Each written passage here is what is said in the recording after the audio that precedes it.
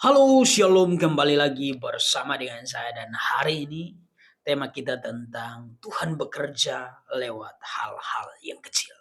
Seringkali mungkin kita menunggu mujizat yang besar terjadi dalam hidup ini. Lalu kita melewatkan hal-hal yang kecil yang Tuhan sudah kerjakan di dalam setiap kehidupan kita.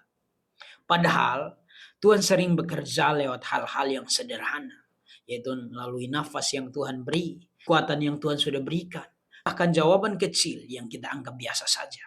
Oleh karena itu, firman Tuhan berkata di dalam Zakaria 4 ayat 10, jangan meremehkan hal-hal yang kecil, karena itu di tangan Tuhan, yang kecil bisa menjadi yang besar, yang sederhana bisa menjadi luar biasa.